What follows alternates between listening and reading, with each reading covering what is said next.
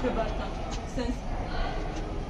संस्कृत साहित्य अकादमी गांधीनगर तथा RK. Desai college of education Vapi द्वारा आयोजित संस्कृत सप्ताह उजवણીના અંતિમ ચરણના દિવસે આપ સૌ અહીં ભેગા થયા છે તે બદલ હું આપ સૌને ખૂબ જ અભિનંદન કરું છું। આ કાર્યક્રમની ઉજવણી આપ સૌએ ખૂબ જ ઉત્સાહ અને ઉમંગથી કરી છે અને એના જ ભાગરૂપે આજે આપણે સંસ્કૃત પુસ્તક સમીક્ષા સ્પર્ધાનું આયોજન કરવામાં આવ્યું છે। મિત્રો, આપણે જાણીએ છીએ કે આપણો સંસ્કૃત સાહિત્યનો ભંડાર ખૂબ જ વિશાળ અને જ્ઞાનથી ભરપૂર છે કે જેને આપણે વાગોળીએ તો ખરેખર આપણને ખૂબ જ ગર્વ મહેસૂસ થશે।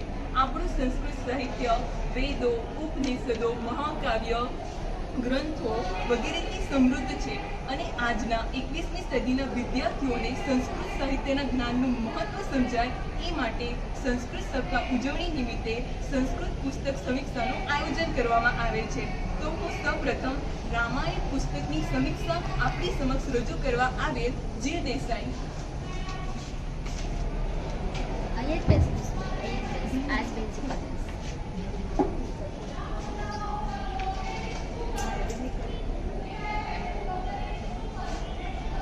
Good morning all of you. આજે મારો પુસ્તક સમીક્ષાનો જે પુસ્તક છે એ રામાયણ છે અને રામાયણના લેખક વાલ્મીકી ઋષિ છે, જે મહાન આપણા ઋષિ છે। તો સૌપ્રથમ રામાયણ ઘણું મોટું છે, પરંતુ તેમાંના 7 કાંડ છે। એ 7 કાંડમાંનો એક કાંડ એટલે કે સુંદરકાંડ, જે મને પર્સનલી એટલે કે મને પોતાને ખૂબ જ મહત્વનો અને અગત્યનો લાગે છે, કારણ કે એમાં ઘણા બધા શાસ્ત્રોનો સમન્વય છે, જેવું કે જ્યોતિષી શાસ્ત્ર છે, પછી યુદ્ધ નીતિ છે। યુદ્ધ નીતિ એટલે કે રામ ભગવાન જ્યારે રાવણ પાસે જાય છે ત્યારે રામ ભગવાન અને હનુમાનજી જે યુદ્ધ નીતિ બનાવે છે, એટલે કે રાવણ સાથે કેવી રીતે ડીલ કરવી, રાવણ સાથે કેવી રીતે વાતો કરવી, રાક્ષસો સાથે કેવી રીતે બિહેવ કરવું, એ બધું એમાં દર્શાવવામાં આવે છે। પછી છે સમુદ્ર શાસ્ત્ર એટલે કે વ્યક્તિના અંગો પરથી તેના સ્વભાવને ઓળખવો, જે ખૂબ મહત્વનું છે, એ સુંદરકાંડની અંદર જણાવવામાં આવે છે। પછી છે ફેસ રીડિંગ માનસિક શાસ્ત્ર, કોઈ પણ વ્યક્તિના ફેસને રીડ કરવાની જે તાકાત છે એ માનસિક શાસ્ત્રમાં આવે છે। આ બધાને જોડતું જે શાસ્ત્ર એટલે કે સુંદરકાંડની અંદર થાય છે। પછી સુંદરકાંડનો એક મહત્વનો ભાગ છે જે સીતા માતા છે। જે સીતા માતા એ સુંદરકાંડને કહેવાય ને કે ખૂબ જ અગત્યનો ભાગ છે। જો સીતા માતા ન હોય તો આખું રામાયણ જ પોસિબલ નથી। એ સીતા માતાને ઘણીવાર આપણે નાજુક છે, નમણી છે, એવું આપણે મોટું ચિત્ર છે આપણી અંદર। એક ઓબ્ઝર્વેશન છે કે જ્યારે કોઈ સ્ત્રી પર અત્યાચાર થતો હોય, કોઈક સ્ત્રી આમ નબળી હોય, નાજુક હોય, ત્યારે તેને એવું કહેવામાં આવે કે બિચારી સતી સાવિત્રી સીતા જેવી છે, પરંતુ એ ખરેખર એવું હોતું નથી। પરંતુ પછી જ્યારે કોઈક એક સ્ત્રીને એવું કહેતા પણ સાંભળ્યું છે કે હું કોઈ સતી સાવિત્રી સીતા નથી કે હું બધું સહન કરી લઉં, તો એ જે સીતાની છબી છે એ ખોટી છે અને અધૂરી છે। એ સીતાની છબીને પૂરી કરવા માટે આપણે સુંદરકાંડ અવશ્ય વાંચવો જોઈએ। અને બીજું કે સીતા માતા જે છે એ બુદ્ધિશાળી છે અને ચતુર તો છે જ। એક સર્ગ છે, લગભગ 40મો કે એવો સર્ગ છે કે જેમાં હનુમાનજી જ્યારે વૃંદાવનનો નાશ કરે છે ત્યારે એ હનુમાનજી સીતા માતા સાથે વાત કરે છે। એ વાત કરે છે ત્યારે રાક્ષસો આવીને રાક્ષસીઓ કે પૂછે છે કે તું જેની સાથે વાત કરે તે કોણ છે, મને એના વિશે માહિતી આપ। ત્યારે સીતા માતા તો ચતુરાઈથી એનો જવાબ આપે છે કે હું નથી ઓળખતી એને, એ જો રાક્ષસ વંશ ન હોય તો એની ગતિવિધિ તમે જાણો છો, હું નથી જાણતી, તમે તમારું કામ કરો। એટલે કહેવાનો મતલબ એ છે કે જ્યારે સીતા માતા જાણે છે એ સત્યનિષ્ઠા તો છે જ, પરંતુ એ જાણે છે કે એમને ક્યારે સાચું બોલવાનું છે, ક્યારે સત્ય છુપાવવાનું છે, એ બધું જ એ જાણે છે। તો એ કોઈ નબળાઈ વ્યક્તિ નથી કે કોઈ એ નથી।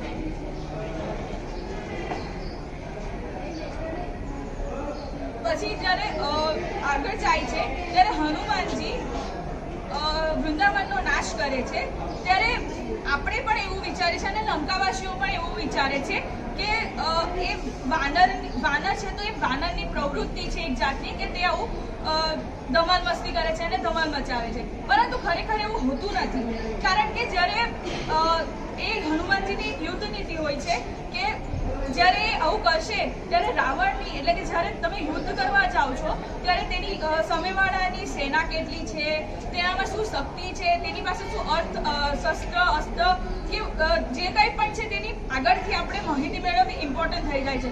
તો એ જે વૃંદાવન નાશ કરે છે એ કંઈક એમની વાનર વૃત્તિ નથી, એ એમનું એક યુદ્ધ નીતિ છે કે જેને કારણે તે આવું કરે છે. તો એને પણ આપણે ખૂબ સમજવું જરૂરી છે, જે સુંદરકાંડની અંદર છે. પછી જ્યારે હનુમાનજી રાવણ પાસે શાંતિદૂત બનીને જાય છે, તો સૌથી પહેલા આપણા મગજમાં એવો વિચાર આવે કે જ્યારે શાંતિદૂત બનીને જાય છે તો વૃંદાવનનો નાશ કરવાનો તો કોઈ પ્રશ્ન ઊભો થતો જ નથી, અને જ્યારે એવું કરે છે તો પછી શાંતિદૂત બનીને રાવણ પાસે જવાનો શું મતલબ? પરંતુ એનો મતલબ એવો છે કારણ કે રાવણ એક મહાન જ્ઞાની રાજા હતા કે જેની પાસે એમને સમજાવે કે શાંતિથી સમજાવે તો એ સમજી જાય કદાચ, એટલા માટે એ શાંતિદૂત બનીને પ્રથમ વખત જાય છે. તો શાંતિદૂત બનીને જાય છે, પ્રથમ વાર વાતચીત કરે છે, પરંતુ એવું થતું નથી કારણ કે એ પણ જાણે જ છે હનુમાનજી કે જ્યારે એ કહેશે કે સીતાને છોડી દો તો એ કંઈક આસાનીથી છોડી દેવાના તો નથી જ, પરંતુ એક પ્રયાસ કરે છે કારણ કે રાવણ એક ખૂબ મહાન જ્ઞાની રાજા હતા અને એમની અતિ સમજ શક્તિ કે કદાચ કંઈક કરે, પરંતુ એવું થતું નથી.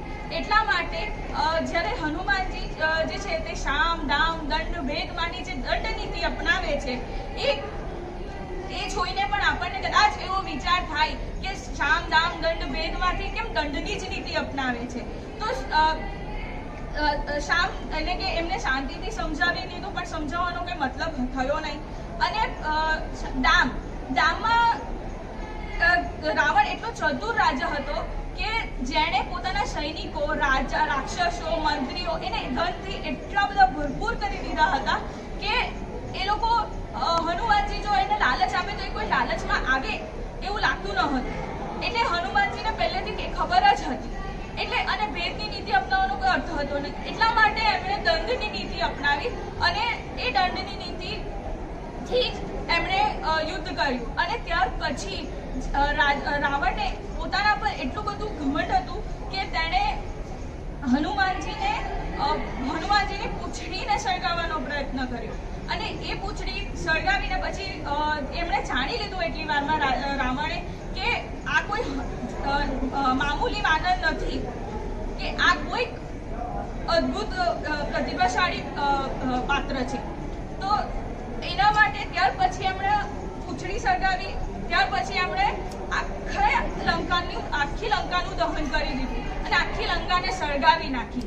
તો આ એક સુંદરકાંડનો એક ખૂબ જ સરસ ભાગ છે જેના કારણે આપણને એ હનુમાનજી વિશે, સીતા માતા વિશે, તેમની યુદ્ધ નીતિ છે, તેમનું કઈ રીતેનું વર્તન કરવાનું છે, શું છે, બધાની સમજ આ સુંદરકાંડમાં થાય છે. તો આપણે અવશ્ય સુંદરકાંડ વાંચવો જોઈએ. Thank you.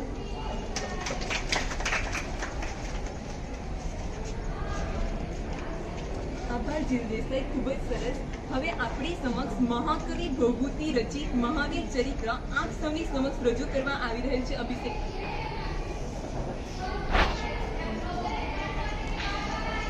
સુપ્રભાત, સૌને મારા નમસ્કાર. આ પુસ્તકનું નામ છે મહાકવિ ભભૂતિ. આ પુસ્તકના રચયિતા રામ ગોપાલ તિવારી છે.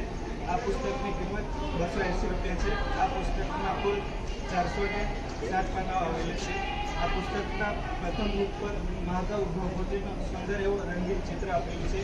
આ મહાકવિ ભભૂતિ સુંદર ચિત્રથી પ્રભાવિત થઈને રામ ગોપાલ તિવારી 3 નાટકોમાંથી પ્રથમ નાટકમાં આ પુસ્તકમાં ઉલ્લેખ કર્યો છે. આ પુસ્તકના છેલ્લા પાના પર લેખકનો સુંદર મજાનો રંગીન એવો ફોટો તથા નીચે તેમનું નામ તથા બાજુમાં તેમનો પરિચય, તેમના મેળવેલી સિદ્ધિ તથા તેમનું શિક્ષણમાં પ્રધાન વિશેની માહિતી આપેલ છે. આ પુસ્તકની અંદરના અક્ષરો મધ્યમ તેમજ સ્પષ્ટ રીતે વચન કેવા છે. આ પુસ્તકના પાનાઓ સફેદ તેમજ સફેદ તેમજ સુંદર છે. આ પુસ્તકને બાંધી સુવ્યવસ્થિત તેમજ પાછળનું પૂરતું વ્યવસ્થિત લીસી સપાટીવાળું તેમજ પાતળું છે. આ પુસ્તકના પ્રથમ પાના પર કવિએ મુદ્રણ અને પ્રકાશન આપ્યું છે અને આ પુસ્તકના બીજા પાના પર કવિએ આવકાર અને અભિનંદન આપ્યું છે. આ પુસ્તકના બીજા પાના પર લેખકે મહાકવિ ભવભૂતિનું સુંદર એવું ચિત્ર તેના વિશેનો નીચે પરિચય આપ્યો છે. આ પુસ્તકના ચોથા પાના પર અનુક્રમણિકા છે, જેમાં 1 થી 20 મુદ્દાઓનો સમાવેશ કરેલ છે. આ પુસ્તકના પાંચમા પાના પર મહાકવિ ભવભૂતિથી લેખકે પ્રભાવિત થઈને તેમના 3 નાટકોમાંથી પ્રથમ નાટકનો ઉલ્લેખ કરેલ છે. આ 3 નાટકમાંથી પ્રથમ છે મહાવીર ચરિત, બીજું છે ઉત્તરામ ચરિત, ત્રીજું છે માલતી માધવ, જેમાંથી મહાવીર ચરિત નાટકનો લેખકે આ પાંચમા પાના પર ઉલ્લેખ કરેલ છે.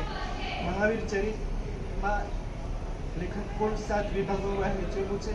મહાવીર ચરિતમાં શ્રીરામચંદ્રના સીતા સાથેના આરંભથી શ્રીરામના રાજ્યાભિષેક સુધીની ઘટનાઓનો ઉલ્લેખ કરેલ છે. આ પુસ્તક સૌને ગમે એવું સુંદર અને રસમય છે.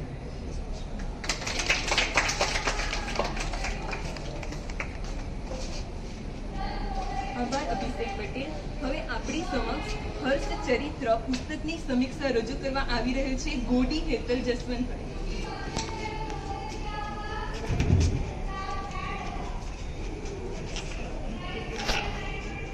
Good morning. આજના પુસ્તક સમીક્ષામાં મારું પુસ્તક છે હર્ષચરિત. હર્ષચરિત એક સંસ્કૃત સાહિત્યમાં ગદ્ય, કથા અને આખ્યાયિકાના રૂપમાં પ્રખ્યાત પામેલું છે. તેના લેખક કવિ બાણુ છે. આ ગ્રંથ 8 ઉચ્છવાસોમાં વહેંચાયેલો છે. તેની કથા આ રીતે મળી આવે છે. હર્ષચરિતનો પ્રારંભ પહેલાના વિદ્વાનોને વંદન કરવાથી બાણે કરેલો છે. ગ્રંથના પ્રથમ ઉચ્છ્વાસમાં બાણ પોતાના વંશના અવતરણ તેમજ તેના પોતાના યૌવન સુધીના જીવનનો પરિચય કરાવે છે. બીજામાં હર્ષવર્ધનના ભાઈ કૃષ્ણદેવનો સંદેશો બાણને મળે છે. ત્રીજામાં બાણ પ્રીતિકૂટમાં પાછા ફરે છે. ચોથામાં પુષ્પભૂતિનો વંશજમાં પ્રભાકરવર્ધન રાજા અને તેની રાણીનું વર્ણન કરેલું છે. ત્યારબાદ રાજ્યશ્રીના જન્મનું નિરૂપણ, ગૃહવર્મા સાથે વિવાહ, રાજ્યવર્ધનની મૂળ જાતિના લડાઈની વાત કરવામાં આવી છે. રાજ્યવર્મા સાથે યુદ્ધ કરવા ગયેલા હર્ષવર્ધન પણ શિકાર તરફ આકર્ષિત બને છે, પરંતુ પિતાની બીમારીના સમાચાર સાંભળી પાછા ફરે છે.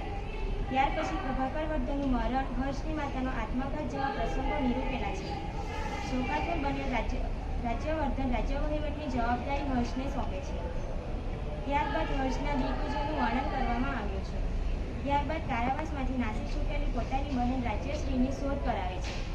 તપસ્વીની મદદથી રાજ્યશ્રી મળી આવે છે અને બંને ભાઈ બહેન ભગવા વસ્ત્ર ધારણ કરે છે. આટલી કથા બાદ હર્ષચરિત અપૂર્ણ સ્વરૂપે સમાપ્ત થાય છે. તેની સમીક્ષા કંઈક આ પ્રમાણે છે. સંસ્કૃત સાહિત્યમાં એક આદર્શ ગદ્યાકારના સ્વરૂપમાં બાણનું સ્થાન ગણવામાં આવે છે.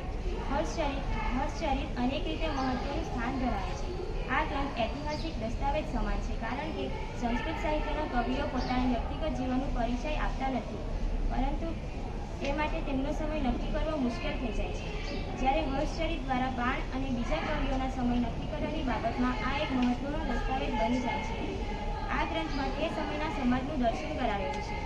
બાણની બાલ્યાવસ્થામાં નર પાનવાળા જેવા હલકી કોટીના માણસો સાથેની મૈત્રીના સંબંધ દ્વારા માનવીને માટે ગમે તેની સાથે મિત્રતા રાખવામાં આવતી અને પરિણામ સ્વરૂપમાં સમાજમાં તેનો અભ્યાસ ફેલાતો, તે વાત બાણના પોતાના જીવન પ્રસંગથી પ્રતિપાદિત કરેલ છે. હર્ષચરિત આખ્યાયિકા હોવાને કારણે ઉચ્છવાસમાં તેનું વિભાજન કરેલ છે. ગ્રંથની શરૂઆતમાં બાણે પોતાની કથા કરેલ છે. ત્યારબાદ રાજવી હર્ષના જીવનને વર્ણવેલું છે. વકત્ર અને અપર વકત્ર છંદોનો ઉપયોગ થાય છે. બાણની કથા કલ્પનાથી ભરપૂર છે, છતાં તેમાં સત્ય હકીકતો પર આધાર રાખેલો છે. આમ આખ્યાયિકાના બધા જ લક્ષણો હર્ષચરિતમાં મળી આવે છે. તેનું કારણ એ છે કે કવિએ વધારે પડતી કલ્પના તેમજ પૌરાણિક વાતાવરણને ઉપજાવી ગ્રંથનું ઐતિહાસિક મૂલ્ય ઘટાડી દીધું છે. ગ્રંથમાં મુખ્ય સ્વરૂપે વીર રસ છે, પરંતુ તેમાં બીજા રસો પણ મળી આવે છે. બાણની શૈલીની વિશેષતાઓના દર્શન અહીં થાય છે. ડૉક્ટર કરટ પેલકરે હર્ષચરિતનું મહત્વ કવિચરિત, રૂપચરિત અને સામાજિક દસ્તાવેજ એમ 3 સ્વરૂપ આપે છે.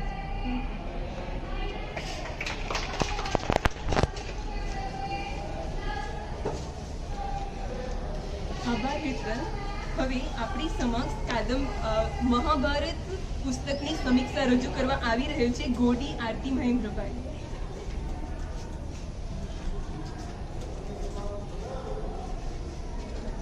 Good morning. આજની પુસ્તક સમીક્ષામાં મારું પુસ્તક મહાભારત છે. રામાયણની જેમ મહાભારત પણ ભારત વર્ષનું રાષ્ટ્રીય મહાકાવ્ય છે. ભારતના પ્રાચીન ગ્રંથોમાં આ ગ્રંથ વિશેષ મૂલ્યવાન અને મહત્વપૂર્ણ છે. તે ભારતનો પ્રાચીન ગ્રંથ છે કારણ કે તેમાં માનવ જીવનની સર્વ બાજુઓને આવરી લેવામાં આવી છે. લગભગ 1 લાખ જેટલા શ્લોકોથી વિપુલકાય મહાભારતમાં ધર્મ, નીતિ, જ્ઞાન, તત્વ, સમાજશાસ્ત્ર, અર્થશાસ્ત્ર, માનવશાસ્ત્ર, ગીત, વાદ્ય, નૃત્ય, શિલ્પ, અર્થશાસ્ત્ર જેવા શાસ્ત્રોનો વિષયનો ભરપૂર ભર્યો છે. આ ગ્રંથ અનમોલ રત્નની અખૂટ ખાણ છે. ગીતા અને મહાભારત રૂપી મહેલથી અદ્ભુત વિચારોનું મયુરાસન છે. રાષ્ટ્રના ઉત્થાન અને પતન, માનવ મનના શ્રેષ્ઠ અને હીન વિચારો, માનવ હૃદયમાં ઉઠતા ઉત્તમ અને કનિષ્ઠ ભાવોથી તદુસર થતા કાર્યો, આત્મજ્ઞાન, ધર્મ વગેરેને નિરૂપવા માટે વિપુલકાય મહાભારતને 5મો વેદ કહેવામાં આવે છે. સંસ્કૃતિને સમજવાનું તે વિશ્વકોશ છે. ભારતીય પ્રજાનો ઇતિહાસ જાણવા માટે મહાભારતનો અભ્યાસ કરવો અતિ આવશ્યક છે. મૂળમાં મહાભારતનું કદ નાનું હતું, પરંતુ સમય પસાર થતાં તેમાં અનેક પ્રક્ષેપ અંશો ઉમેરાયા. આરંભમાં તેમાં કૌરવો અને પાંડવોની કથાનો ઇતિહાસ છે. આ ઐતિહાસિક ગ્રંથનું નામ જય હતું. ત્યારબાદ તેમાં અનેક પ્રક્ષેપ અંશો ઉમેરાતા તેનું નામ ભારત પડ્યું. સમય અને સ્થળના અનુરૂપે વક્તાઓ અને શ્રોતાઓના સૌની દૃષ્ટિએ અનેક આખ્યાનો અને ઉપ-આખ્યાનોનો ઉમેરો થયો. ત્યારબાદ આ પ્રક્ષેપોના કારણે આ સંગ્રહ 1 લાખ શ્લોકોનો બની ગયો. આ 1 લાખ શ્લોકોના સંગ્રહને મહાભારત નામે પ્રચલિત થયો. અનેક આખ્યાનો અને ઉપ-આખ્યાનો ઉમેરાતા આ કાવ્ય એટલું તો વિસ્તૃત બન્યું કે તેમાં માનવ જીવનનું દરેક પાસું, દુનિયાભરનો હર કોઈ વિષય વણાઈ જાય છે. મહાભારતકાર વ્યાસજીનો દાવો છે કે આ ગ્રંથમાં જે છે તે બીજે બી ક્યાંક છે અને જે આ ગ્રંથમાં નથી તે બીજે ક્યાંક પણ નથી. અર્થાત આ મહાભારતમાં સર્વજ્ઞાનનો સંગ્રહ થયેલો છે. યદિ હાસ્તિ તદ યન્યત્ર યને હાસ્તિ ન ત્વત ક્વચિત. વિદ્વાનોના મત પ્રમાણે બુદ્ધ પહેલા મહાભારત રચવાની શરૂઆત થઈ હશે, પરંતુ તેને અરચિત સ્વરૂપ ઈસવીસનની શરૂઆતમાં મળ્યું હોવું જોઈએ. પાશ્ચાત્ય વિદ્વાન મેક્ડોનલ્ડ લખે છે કે વીર ચરિત્ર કાવ્યને સર્વ વસ્તુ વિષયક ઉપદેશ આપનાર આ ગ્રંથ ઈસવીસન 200 કરતાં વધારે મોટું ગણ્યું હોય છે. મહાભારતની કથા 18 પર્વોમાં વહેંચાયેલી છે, જેમ કે આદિ પર્વ, સમા પર્વ, વન પર્વ, વિરાટ પર્વ, ઉદ્યોગ પર્વ, ભીષ્મ પર્વ, દ્રોણ પર્વ, કર્ણ પર્વ, સૌમ્ય પર્વ, સૌપ્તિક પર્વ, સ્ત્રી પર્વ, શાંતિ પર્વ, અનુશાસન પર્વ, અશ્વમેધ પર્વ, આશ્રમ પર્વ, મોસાઈ પર્વ, મહાપ્રસ્થાનિક પર્વ, સ્વર્ગરોહણ પર્વ. આ ઉપરાંત મહાભારતમાં હરિવંશ નામનો વિભાગ પણ છે, જેમાં 16,000 શ્લોકો છે. રામાયણ એ કૌટુંબિક સ્નેહભાવનાને વ્યક્ત કરતું મહાકાવ્ય છે અને મહાભારત કુટુંબનો સ્નેહ જીવનને પાયમાલ કરી નાખે છે તે દર્શાવતું વાસ્તવલક્ષી મહાકાવ્ય છે. મહાભારત સાહિત્યને ભૂંભાવતો સાગર છે. તેને 5મો વેદ તરીકે ગણવામાં આવે છે. તેમાં કૃષ્ણ ભક્તિ પર ભાર મૂકવામાં આવ્યો છે, તેથી તેને કૃષ્ણવેદ અથવા નારાયણ કથા નામે ઓળખાય છે. તેના કદના આધારે તેને સહસ્ત્રાહિત્રી સંહિતા નામે પણ ઓળખાય છે. મહાભારતનો અર્થ સમજાવતા લખાયું છે કે મહાભારતનું થશે. યદો ધર્મ તતો જય એ મહાભારતનું દર્શન છે. ધર્મથી જ અર્થ અને કામની પ્રાપ્તિ થાય છે, તેથી મનુષ્યએ ધર્મનું પાલન કરવું જોઈએ એમ મહર્ષિ વ્યાસ પણ સ્પષ્ટપણે માને છે. ખરેખર ભારતીય સંસ્કૃતિના પાસાઓને સાચું પાડનારું આ મહાકાવ્ય અદ્વિતીય, અનન્ય અને અપ્રતિમ છે.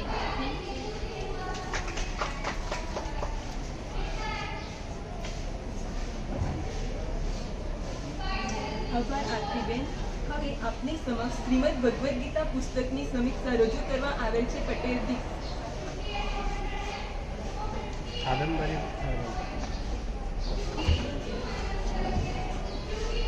નમસ્કાર. આ પુસ્તકનું નામ આપણે સૌ પરિચિત છીએ, શ્રીમદ ભગવદ્ ગીતા. શ્રીમદ ભગવદ્ ગીતાની પુસ્તક સમીક્ષા કરવાની મારી કોઈ પાત્રતા નથી, પરંતુ હું એના વિચારો કહીશ, એનો સારાંશ કહીશ અને એનાથી તમને પરિચિત કરાવીશ. કુરુક્ષેત્રના મેદાનમાં આજથી 5122 વર્ષ પહેલા ભગવાન શ્રી કૃષ્ણના મુખારવિંદમાંથી નીકળેલું માધુર્ય એટલે શ્રીમદ ભગવદ્ ગીતા. ગીતા એ વેદવ્યાસ રચિત મહાકાવ્ય મહાભારતનો એક અંશ છે. મહાભારતના કુલ 18 પર્વ પૈકી છઠ્ઠા પર્વ એટલે ભીષ્મ પર્વના 25 થી 42મો અધ્યાય એટલે શ્રીમદ ભગવદ્ ગીતા. શ્રીમદ ભગવદ્ ગીતામાં કુલ 18 અધ્યાય છે. તેમાં કુલ 700 શ્લોક છે, કુલ 9411 શબ્દ છે અને 24447 અક્ષરો છે. શ્રીમદ ભગવદ્ ગીતાના 18 અધ્યાયો છે, જેના નામ છે અર્જુન વિષાદ યોગ, સાંખ્ય યોગ, કર્મયોગ, જ્ઞાન કર્મ સંન્યાસ યોગ, કર્મ સંન્યાસ યોગ, દાન વિભાગ યોગ, અક્ષર બ્રહ્મ યોગ, રાજ વિદ્યા રાજ ગુહ્ય યોગ, વિભૂતિ યોગ, વિશ્વ રૂપ દર્શન યોગ, ભક્તિ યોગ, ક્ષેત્રજ્ઞ વિભાગ યોગ, ગુણત્રય વિભાગ યોગ, પુરુષોત્તમ યોગ, દેવાસુર સંપદો વિભાગ યોગ, શ્રદ્ધાત્રય વિભાગ યોગ, મોક્ષ સંન્યાસ યોગ. શ્રીમદ ભગવદ્ ગીતા એ માત્ર ધર્મ ગ્રંથ નથી, પરંતુ મનુષ્ય માત્ર માટેનો ગ્રંથ છે. ગીતાને 18 અધ્યાય છે એનો મતલબ એ નથી કે 18 અધ્યાયના સ્વરૂપે કહેવામાં આવી છે, પરંતુ ગીતાનો પ્રસંગ એક સળંગ પ્રસંગ છે. પરંતુ વેદવ્યાસે એને લખતી વખતે 18 અધ્યાયમાં એને વિભાજિત કરી, કારણ કે એની મહત્વતા અને એને સમજવામાં આપણને સરળતા રહે. શ્રીમદ ભગવદ્ ગીતા એ સંવાદ રૂપે છે. ગીતામાં 4 પાત્રોનો સમાવેશ થાય છે: ભગવાન શ્રી કૃષ્ણ, અર્જુન, ધૃતરાષ્ટ્ર અને સંજય. જેમાં કુલ 700 શ્લોક પૈકી 575 શ્લોક શ્રી કૃષ્ણ બોલે છે, 85 શ્લોક અર્જુનના છે, 39 શ્લોક સંજયના છે અને 1 શ્લોક ધૃતરાષ્ટ્રનો છે. ગીતાના મોટા ભાગના શ્લોકો અનુષ્ટુપ છંદમાં કહેવામાં આવ્યા છે, એટલે કે 685 જેટલા શ્લોકો અનુષ્ટુપ છંદમાં કહેવામાં આવ્યા છે. શ્રીમદ ભગવદ્ ગીતાની મુખ્ય ભાષા સંસ્કૃત છે, જેનો અનુવાદ સેંકડો ભાષામાં કરવામાં આવ્યો છે. વિશ્વની સૌથી મોટી ભગવદ્ ગીતાનું પુસ્તક દિલ્હીના ઇસ્કોન ટેમ્પલમાં સચવાયેલું છે અને નાનામાં નાની પોકેટમાં સમાઈ શકે એવી ભગવદ્ ગીતાની પણ છાપણી કરવામાં આવે છે. શ્રી કૃષ્ણ પોતાના ઉપદેશનો ઘણો ખરો અંશ તો પદ્યોમાં જ કહ્યો છે અને જે શ્રી વ્યાસજીએ એમને ઉતારી દીધો છે. થોડો અંશ કે જે આપણે ગદ્યમાં કહ્યો હતો એને વ્યાસજીએ પોતે શ્લોકબદ્ધ કરી દીધો. સાથે સાથે અર્જુન, સંજય, ધૃતરાષ્ટ્ર વચ્ચેના જે સંવાદો છે એ પોતાની ભાષામાં શ્લોકબદ્ધ કરીને તેને ઢાળી દીધા. આ 700 શ્લોકના આખા એ ગ્રંથને 18 અધ્યાયમાં વિભાજિત કરીને મહાભારતમાં મૂકી દીધો, જે આજે આપણને આ રૂપમાં મળ્યો છે. ખરેખર તો શ્રીમદ ભગવદ્ ગીતાના મહાત્મ્યનું વર્ણન કરવાનું કોઈનામાં સામર્થ્ય નથી, કારણ કે આ એક ઘણો રહસ્યમય ગ્રંથ છે. આમાં સકળ વેદોના સારનો સંગ્રહ કરી લેવામાં આવ્યો છે. આની સંસ્કૃત ભાષા એટલી તો સુંદર અને સરળ છે કે ઘણો ઓછો અભ્યાસ કરવાથી માણસ એને સરળતાથી સમજી શકે, પરંતુ એનો આશય એટલો ગંભીર છે કે આજીવન નિરંતર અભ્યાસ કરતા રહેવા છતાંય એનો સારો અર્થ મળતો નથી. ભગવાન શ્રી કૃષ્ણે શ્રીમદ ભગવદ્ ગીતા રૂપે એક એવું અનુપમ શાસ્ત્ર કહ્યું છે જેમાં એક પણ શબ્દ સુધી શુદ્ધ ઉપદેશ વગરનો નથી. શ્રી વેદવ્યાસજીએ મહાભારતમાં ગીતાજીનું વર્ણન કર્યા બાદ કહ્યું છે, ગીતા સુગીતા કર્તવ્યા કિમન્ય શાસ્ત્ર વિસ્તરે હે યા સ્વયં પદ્મનાભસ્ય મુખ પદ્માત વિનિશ્રુતા. શ્રીમદ ભગવદની ગીતાની રચના એવી છે ને કે એનો અર્થ ગીતાના પહેલા અધ્યાયના પહેલા શ્લોકમાં અને ગીતાના છેલ્લા અધ્યાયના છેલ્લા શ્લોકમાં જ સમાવેશ થયેલો છે. ગીતાના પ્રથમ અધ્યાયનો પ્રથમ શ્લોક છે કે ધર્મ ક્ષેત્રે કુરુક્ષેત્રે સમવેત યુયુત્સવ મામકા પાંડવશ્ચેવ કિમ કરુત અર્જુન. અને 18મો અધ્યાયનો છેલ્લો શ્લોક છે કે યત્ર યોગેશ્વર કૃષ્ણ યત્ર પાર્થ ધનુધર તત્ર શ્રી વિજયો ભૂતિ ધ્રુવ નીતિર્મમ નીતિર્મમ. હવે આપણે જોઈએ તો પહેલો શ્લોક છે એ શરૂઆત થાય છે ધર્મ અને છેલ્લો શ્લોકનો અંત થાય છે મમ. એનો અર્થ છે મમ ધર્મ. એટલે ગીતા એ આપણને આપણો ધર્મ સમજાવે છે. ધર્મ એટલે હિન્દુ, પારસી, ઈસાઈ, શીખ એ નહીં, ધારેતિ ઇતિ ધર્મ, જે સમગ્ર જીવનને ધારણ કરે એ ધર્મ. બધા કહે છે કે ગીતા તો સન્યાસી માટે છે, પરંતુ ના, ગીતા તો આપણા સમગ્ર સંસાર માટે છે, કારણ કે જેમાં જે 4 પાત્ર છે એ પોતે પણ સંસારી જ હતા. ગીતામાં ભગવાન કૃષ્ણના આશ્વાસનો છે. જીવનને ભગવાનને મેળવવા માટેના જે 36 ગુણોની વાત છે એ 12મા અધ્યાયના 13 થી 19મા શ્લોકમાં કરવામાં આવેલી છે. આ અધ્યાય એટલે ભક્તિ યોગ. કૃષ્ણમાં આ બધા 36 ગુણ હતા અને પોતે તેઓ સ્થિત પ્રજ્ઞ પણ હતા. એક ગીતા એક એવું પુસ્તક છે કે જેનો જન્મદિવસ મનાવવામાં આવે છે. આપણે માગસર સુદ એકાદશીના દિવસે ગીતા જયંતિ ઉજવવામાં આવે છે. ગીતા એ ભગવાને જાતે કહી છે. ભગવાન એમાં 4 લોકોના સંવાદ છે, બરાબર. એમાં છે અર્જુન છે, સંજય છે, ધૃતરાષ્ટ્ર અને સંજય. એમાં 2 તો સારથી છે, તે પણ 2 પક્ષના. આપણે જોઈએ સંજય એ ધૃતરાષ્ટ્રના સારથી છે અને કૃષ્ણ એ અર્જુનના સારથી છે.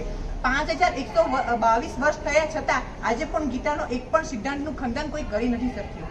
એક પણ પાના પર હિન્દુ શબ્દ એવો ગીતામાં આપણને જોવા મળ્યો નથી, કારણ એક ગીતા મનુષ્ય માત્ર માટેનો ગ્રંથ છે.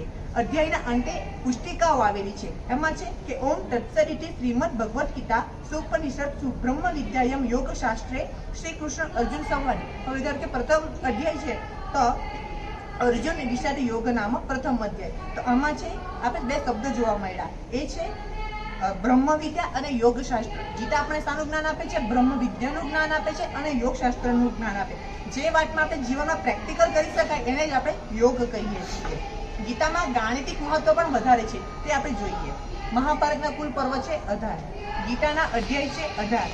સેના છે એમાં ટોટલ 18 અક્ષોહિણી સેના છે. યુદ્ધ 18 દિવસ ચાલ્યું હતું. 2 પક્ષના ટોટલ યોદ્ધા આપણે મુખ્ય યોદ્ધા ગણીએ તો એ 18 છે. આ 18 એ વિશિષ્ટ વાત બતાવે છે. ગીતા એ 9ના પૂર્ણાંકમાં છે. 9 એ 1 અંકની મોટામાં મોટી સંખ્યા. આ 18 એટલે 1 + 8 કરીએ તો આપણને 9 જવાબ મળે છે. શ્રીમદ ભગવદ ગીતાના અક્ષરો આપણે જોઈએ. શ્રીમદ ભગવદ ગીતા 9 થાય છે. એના રચયિતા છે શ્રી કૃષ્ણ દ્વૈપાયન વ્યાસ. તેના ટોટલ અક્ષર ગણીએ એ પણ 9 થાય છે. એમાં સુવાક્યો છે 108. 1 + 0 + 8 કરીએ તો 9 થાય છે. એમાં યોગ શબ્દ માટે જેટલા શ્લોકો છે એ 54 શ્લોકો છે. 5 + 4 કરીએ તો 9 થાય છે. વિભૂતિ યોગ માટે જે વિભૂતિના નામ આપવામાં આવ્યા છે એ 234. 2 + 3 + 4 એ થાય છે 9. તો આ જોયું ગાણિતિક મહત્વ પણ ગીતામાં કેટલું છુપાયેલું છે. ગીતાને 3 ભાગમાં જોડાયેલી છે: જ્ઞાન, કર્મ અને ભક્તિ. બીજા કોઈ ગ્રંથમાં આ 3 શબ્દોનો જોડ નથી. કોઈ પુસ્તક હશે તો ફક્ત જ્ઞાન પર હશે, કોઈ કર્મ પર હશે, કોઈ ભક્તિ હશે. પરંતુ ગીતામાં જ્ઞાન, કર્મ અને ભક્તિ 3 જોડાયેલા છે. તેમાં કર્મ માટે 1 થી 6 અધ્યાય છે, ભક્તિ માટે 7 થી 12 અધ્યાય છે અને જ્ઞાન માટે 13 થી 18 અધ્યાય છે. હવે જોઈએ તો ગીતા કેટલો છંદોબદ્ધ છે. 18મો અધ્યાયનો આપણે શ્લોક છે: યત્ર યોગેશ્વરઃ કૃષ્ણ યત્ર પાર્થો ધનુર્ધરઃ તત્ર શ્રી વિજયતો ભૂતિ ધ્રુવા નીતિ મમ નીતિ મમ. આ અધ્યાયમાં ર શબ્દ 13 વખત આવે છે, ય શબ્દ 4 વખત આવે છે, ત્ર શબ્દ 3 વખત આવે છે અને ઢ શબ્દ 2 વખત આવે છે. કેટલા બધા શબ્દો રિપીટ થાય છે, પરંતુ એમાં પણ છંદ ભૂલાયો નથી. એ આખો છંદ અનુષ્ટુપ છંદ જ છે. હવે આ ગીતામાં તો ભગવાને કહી દીધું છે કે સર્વસ્વ ચાહમ હૃદય વિષ્ટો, કે હું સર્વના હૃદયમાં બિરાજેલો છું. તો આ આપણી મહાન ગીતા છે. ગીતામાંથી આપણને એક મને શું ગમ્યું એ મેં તમને કહ્યું. એક શ્રી કૃષ્ણ ભગવાન કેટલા અસામાન્ય હતા તો પણ એમણે જીવન સામાન્ય વ્યક્તિ તરીકે વ્યતીત કર્યું હતું. એવો ગીતાનો જ્ઞાન આપીને અર્જુન એક શ્લોક કહે છે: ઇતિ તે જ્ઞાનમાખ્યાતમ ગુહ્યાદ ગુહ્યતરમ મયા વિમુશ્રે તદદેશેણ યથેચ્છસી તથા કુરુ. કે મેં તને બધું જ્ઞાન આપ્યું છે, ગુહ્યમાં ગુહ્યું જ્ઞાન આપ્યું છે, તને સમજાવ્યું છે, પરંતુ હવે તને યોગ્ય રીતે વિચાર કર. જો તને ગમે તો તું એનું આચરણ કર. ભગવાને એમ નથી કહ્યું કે મેં કીધું એટલે તારે કરવા જ પડશે. ભગવાને એને એમ કીધું કે તું તને જો યોગ્ય લાગે તો જ કરશે. આ આપણને શ્રી કૃષ્ણ ભગવાનની મહિમા દર્શાવે છે.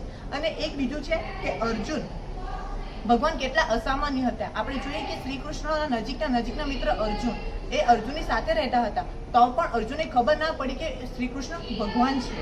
એના માટે પણ અર્જુને 11મા અધ્યાયના 41મા અને 42 શ્લોકમાં એક શ્લોક કહ્યો છે: સખેતિ મત્વા પ્રશભમ યદુક્તમ હે કૃષ્ણ હે યાદવ હે સખેતિ અજાનતા મહિમાનમ તવેદમ મયા પ્રદાત પ્રણયેન વાપી યચ્છાવહાશાથમશતકૃતોષી વિહાર શય્યાસન ભોજનેષુ એકોત્થવાપચ્યુતતાક્ષમ્યક્ષમ દક્ષામયે ત્વામઃ પ્રમેય.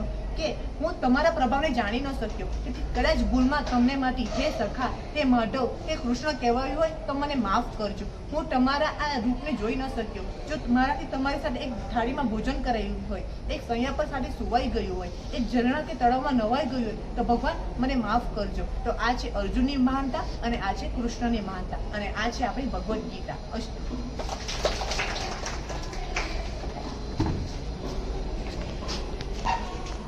આભાર દીપ, ખૂબ જ સરસ. હવે આપણી સમક્ષ કાદંબરી પુસ્તકની સમક્ષ રજૂ કરવા આવેલ છે પટેલ વેદવતી. આજનો મારો વિષય છે કાદંબરી. સંસ્કૃત ગદ્ય સાહિત્યમાં કાદંબરી શ્રેષ્ઠ કૃતિ તરીકેનું સ્થાન ભોગવે છે અને બાણ તેના લેખક હોય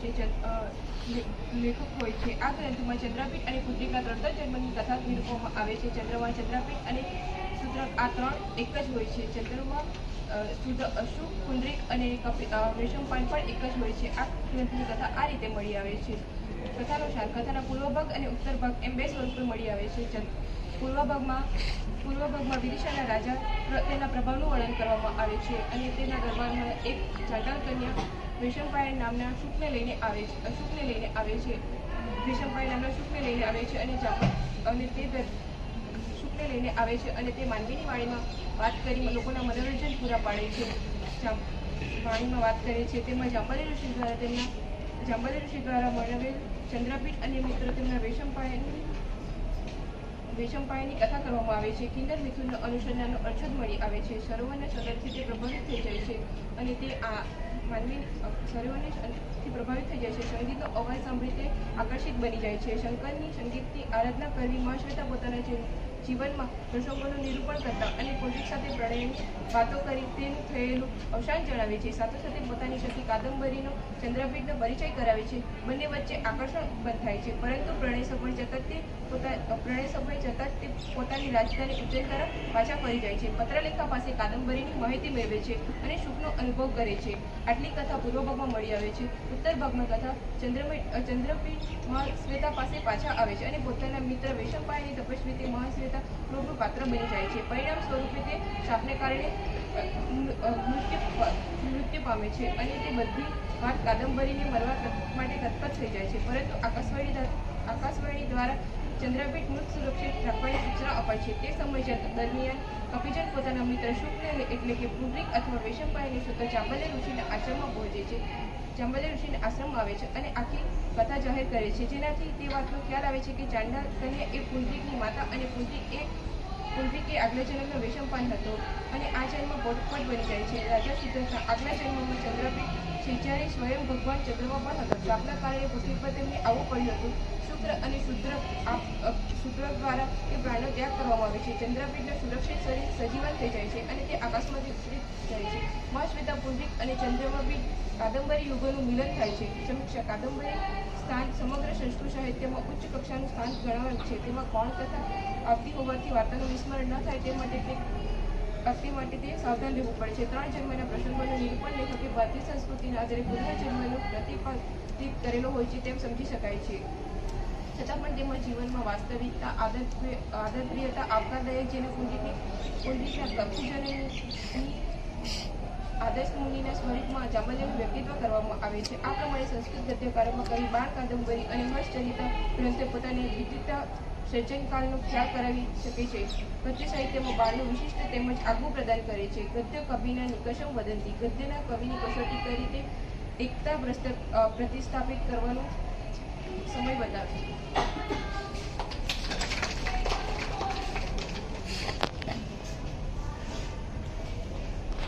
આભાર વેદવતી. હવે આપણી સમક્ષ સ્વપ્ન વાસદત્તા પુસ્તકની સમીક્ષા આપણી સમક્ષ રજૂ કરવા આવે છે પટેલ વિકિતા.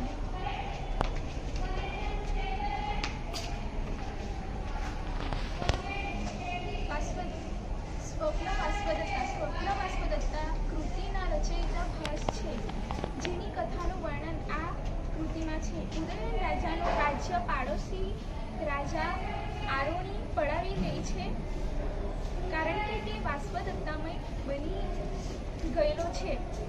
તેને પાછું મેળવવા વાસવદત્તાને બળી ગયેલી છે અને પદ્માવતી સાથે બીજા લગ્ન કરવાની કથા છે.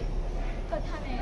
વાસવદત્તા અને યોગેન્દ્રરાયણ વેશ બદલીને મગધના આશ્રમમાં આવે છે. રાજકન્યા પદ્માવતી માંગણી સંતોષ કરવાની, દાન આપવાની વાત સાંભળીને તે તકને લાભ લઈને યોગેન્દ્રરાયણ વાસવદત્તાને પદ્માવતી સામે રોષિત ભદ્રુકા બહેન તરીકે ઓળખાવી પદ્માવતી પાસે લઈ જાય છે.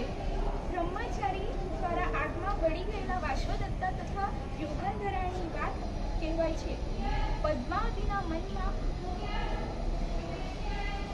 પદ્માવતીના મનમાં ઉદયનના પુનઃ લગ્ન સંબંધી વિચાર આવે છે.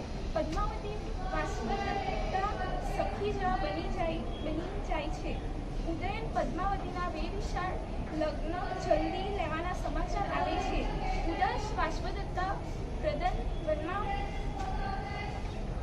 પ્રદમવનમાં આવે છે. તેને શોધતી દાસી ફૂલોની ટોપલી લઈને ત્યાં આવે છે. વાસવદત્તા અવિધ્વકરણ ઔષધિયુક્ત કૌતુક માળા ગૂંથે છે, પણ સપત્ની મર્દન ગૂંથવાનું ટાળે છે. પદ્માવતી વાસવદત્તા દાસી સાથે પ્રદમવનમાં જાય છે. ત્યાં ઉદયન અને વિદુષક પણ ત્યાં આવે છે. દાસીને નજરે પડે છે. મભિન્નતા મંડપમાં સંતાઈ જાય છે. ત્યાં જવા તત્પર બનેલા વિદુષક સહિત દાસીએ ઉડાડેલા ભમરાથી રોકાઈ જવું પડે છે. વિદુષક ઉદયન વચ્ચે પદ્માવતી વાસવદત્તામાંથી કોણ વિશેષ પ્રિય છે તેવા સવાલોના જવાબ થાય છે. વાસવદત્તાની યાદથી રડી પડેલા ઉદયન માટે પાણી લેવા વિદુષક જાય છે. ત્યાં પદ્માવતી આવીને પરાગ્રજ જાય છે એવો આશુ આવે છે એવું કહે છે. પદ્માવતી વીરોવેદના સમાચાર જાણી ઉદયન ત્યાં જાય છે. વાસવદત્તા તેને પદ્માવતી માને છે. ઊંઘમાં બગતા રાજવીના શબ્દો સાંભળી ગભરાઈ જાય છે. ઊભી રહે છે. લટકતા હાથને પથારીમાં રાખી જલ્દી ચાલી જાય છે. રાજાને વાસવદત્તા સજીવ છે તેવો ભાસ થાય છે. વિદુષકને જણાવે છે, પણ તે માનતો નથી.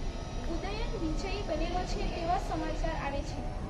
ઘોષવતી વીણા પાછી મળે છે. કંચુકી તથા વાસવદત્તાની ઘરત્રી ચિત્ર લાવેલા છે. રાજાને આપે છે. યોગનધરાયણ વાસવદત્તાને લેવા આવે છે. તેને બોલાવવામાં આવે છે. ઉદયન યોગનધરાયણને અવાજથી ઓળખી જાય છે. વાસવદત્તા જાહેર થાય છે. ઉદયન પદ્માવતી તથા વાસવદત્તા સાથે ઉજ્જૈન જવાનું નક્કી કરે છે અને અહીં નાટક પૂર્ણ થાય છે. ભાસની આ સર્વોત્તમ રચના ગણાય છે. અગ્નિ તેને બાળી શકે નહીં.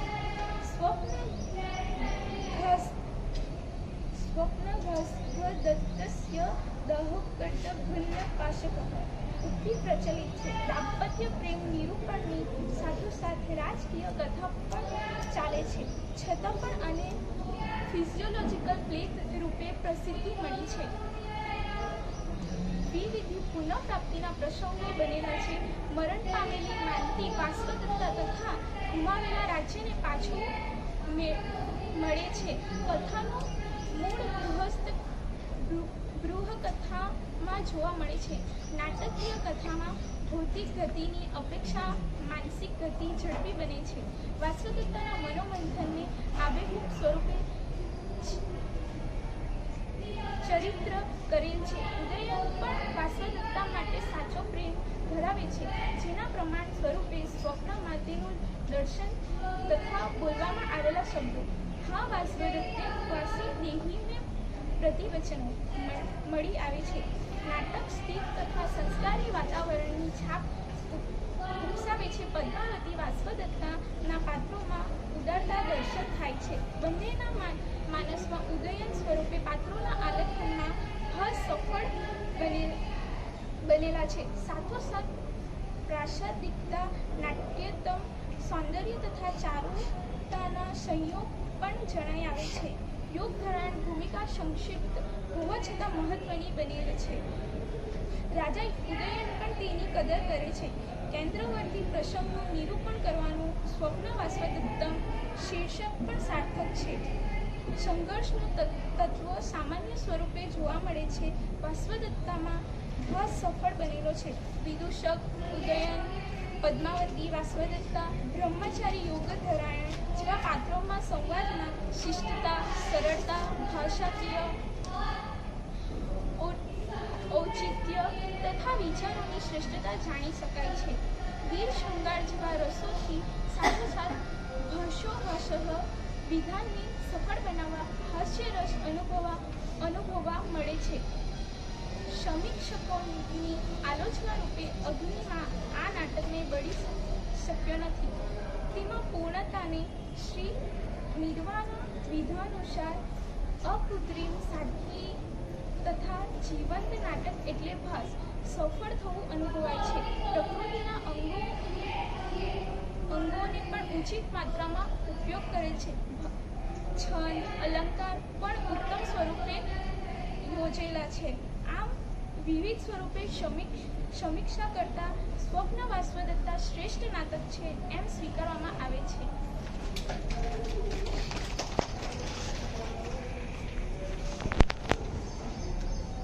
આભાર રિકિતા પટેલ.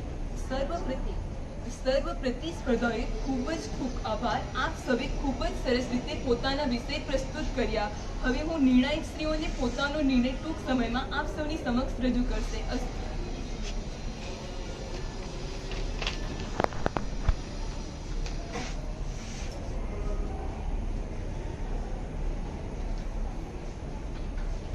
Good morning. પુસ્તક સમીક્ષા કરું તે શૈલી નથી, છતાં પણ તમે ટ્રાય કર્યો. એ જે ટ્રાય કર્યું એ પુસ્તક સમીક્ષામાં તમે થોડા અંશે ગયા. અને ખરેખર પુસ્તક સમીક્ષા કઈ રીતે કરાય કે એમાં જે રહેલા જે મર્મ છે એની બાંધણી કઈ પ્રકારે છે, ફર્સ્ટ તો એ આવે છે, એનો લેખક આવે છે, પછી એના છેલ્લું પેજ કઈ રીતે છે, ફર્સ્ટ પેજ કઈ રીતે છે, વચ્ચેના પેજમાં શું સમાયેલું છે, બરાબર, એના પર ફોકસ કરવું જરૂરી છે. આપણે શું કર્યું કે તમે જે પુસ્તક વાંચ્યું એનો હાર્દ, જે આપણે હાર્દ ઉપસંહાર કહીએ છીએ એ તમે કાઢ્યું. પણ ખરેખર જે અભિષેકે જે પુસ્તક સમીક્ષા કરી એ ટાઈપનો હોવો જોઈએ. પણ એનામાં જે બનવાની જે કળાઓ છે એની પાસે એ ગભરાવટ છે આખું પેલું, બરાબર, એ તારે થોડુંક દૂર કાઢવું પડશે. જે બનવાની જે છટાઓ છે એની જે શૈલી છે એ શૈલી તો સરસ છે, અભિનંદનના પાત્ર છે અભિષેક. જે પુસ્તક સમીક્ષા કરવા જઈ રહ્યા છે એ પુસ્તક તમારું કયું અનુસંધાનમાં છે, આપણે એની કેપેબલ કેટલા છે, એમાં રહેલા જે મર્મ છે એ સમજાવવાની આપણી પાસે કેટલી કેપેબલ છે, એ ખાસ મહત્વ છે. કે જે તમારી જે શૈલીમાં તમે પ્રસ્તુત કરો છો, બરાબર, એમાં આપણી પ્રાદેશિકતા કેટલી આવી જાય છે, બરાબર. પ્રાદેશિકતા ઘણી બધી આવી જાય છે, એમાં દીપમાં ઘણી બધી આવી જાય છે. એ તમારે સુધારવું બહુ જ જરૂરી છે.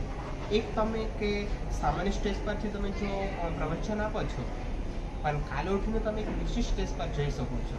કે તમારા પાસે જેટલી સમાયેલી છે શક્તિ એ ખરેખર વંદનીય છે. કે તમે કઈ રીતે બોલવા જાય, તમારો હાવ લઈને તમારું આખું બોડી લેંગ્વેજ કહી દે છે કે એ છે. પણ જે મેન છે આપણી પ્રાદેશિકતા છે.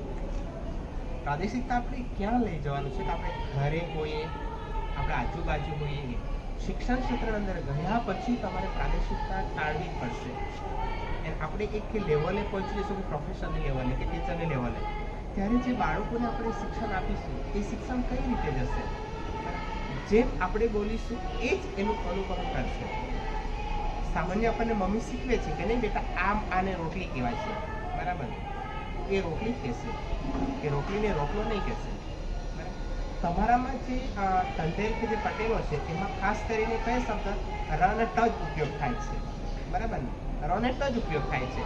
પણ એને આપણે કઈ રીતે ર અને ટ ક્યાં લઈ જઈશું, એ જીભને તરફ ત્રાસ આપીએ આપણે, બરાબર ને. તમે ત્રાસ શબ્દ પણ એમ જ ત્રળ જ બોલાય છે, બરાબર. પણ એને આપણે ભાષા શુદ્ધિની આપણે ભાષા શૈલીની અંદર આપણે પ્રયત્ન કરીશું, બરાબર. એટલે જેટલા પણ જે સ્પર્ધકો જે ભાગ લીધો 7 જણા, એ કોઈ બધે સારું પ્રેઝન્ટ કર્યું. અને મને લાગ્યું ત્યાં સુધી કે પુસ્તક સમીક્ષા માટે તમારી લેક્ચર હોવો જરૂરી છે. કેમ કે લગભગ તમને કોઈ શીખ્યું નહીં, છતાં પણ તમે ટ્રાય કરી એમ, એટલે એ બહુ વંદનીય છે. એમાં જે ભાષાની દ્રષ્ટિએ જોઈએ છે આપણે ને હાવભાવની દ્રષ્ટિએ જોઈએ તો ફર્સ્ટ નંબરે આવે છે દેસાઈજી.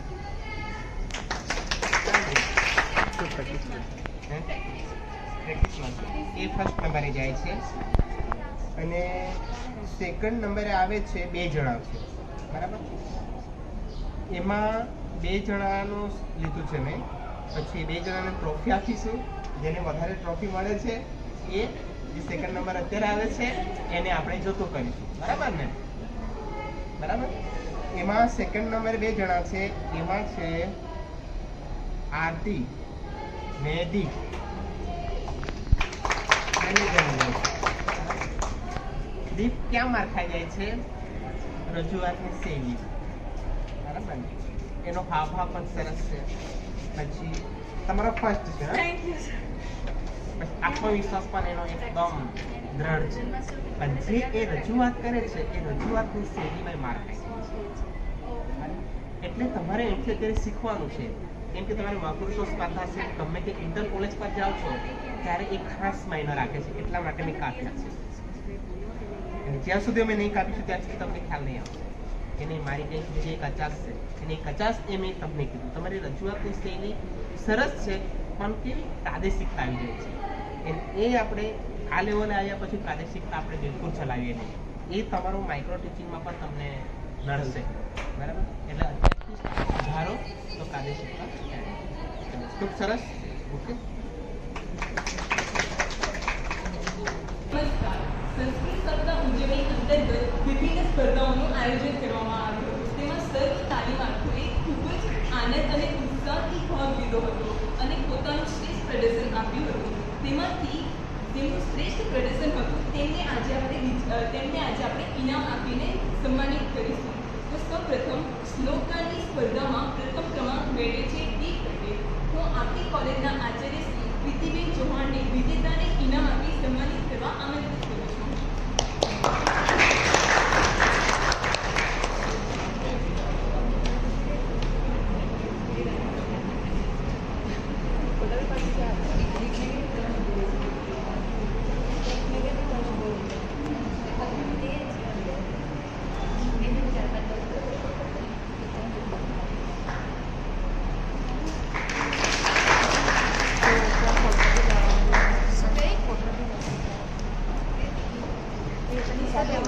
શ્લોકાની સ્પર્ધામાં દ્વિતીય ક્રમાંક મેળવે છે પટેલ હિમાંદ્રી. હું વિનંતી કરું છું કે સારી શબ્દે તેમને ઇનામ આપી સન્માનિત કરે.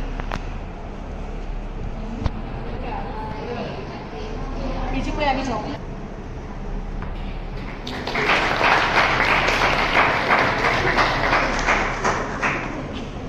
શ્લોકના દ્વિતીય ક્રમાંક મેળવે છે પટેલ હિમાંદ્રી.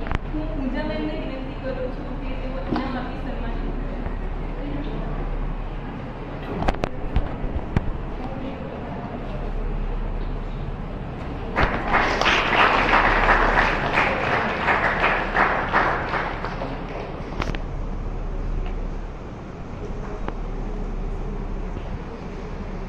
દ્વિતીય સ્પર્ધા હતી પીપીટી રેટિંગની સ્પર્ધા. તેમાં પ્રથમ ક્રમાંક મેળવે છે પટેલ ધ્રુવી. હું કોલેજના જીએસ ગરમીત પટેલને વિનંતી કરું છું કે ઇનામ આપી સન્માનિત કરે.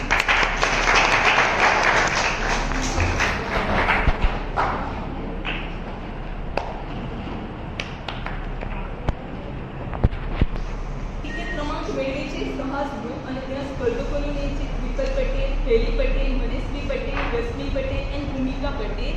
તો હું કોલેજની એલાને વિનંતી કરું છું કે તેઓ ઇનામ આપી સન્માનિત કરે.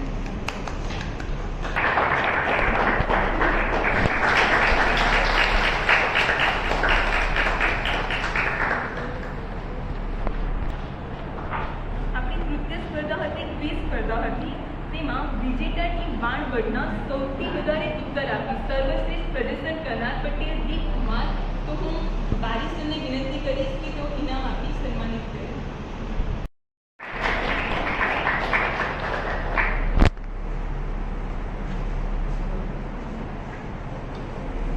પોસ્ટર મેકિંગની કોમ્પિટિશનમાં પ્રથમ ક્રમાંક મેળવે છે શ્રી પટેલ.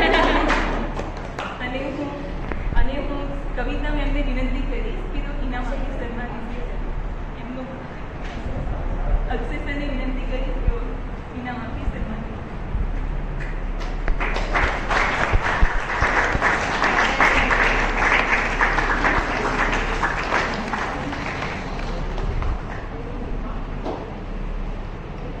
અને પોસ્ટર મેકિંગની કોમ્પિટિશનમાં દ્વિતીય ક્રમાંક મેળવી છે તેજલ કુમારી. હું વૈશાલી મેમને વિનંતી કરીશ કે ઇનામ આપી સન્માનિત કરે.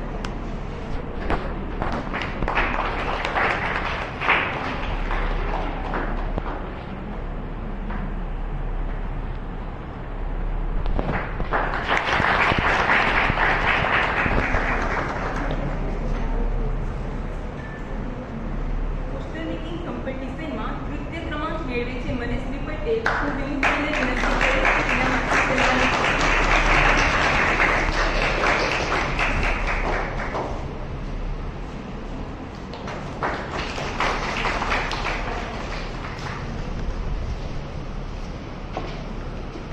આજની આપણી આ સ્પર્ધા હતી સંસ્કૃત પુસ્તક સમીક્ષા સ્પર્ધા. તેમાં પ્રથમ ક્રમાંક મેળવે છે જીલ દેસાઈ. હું પૂજાને વિનંતી કરીશ કે તેઓ તેના માટે સન્માનિત કરે.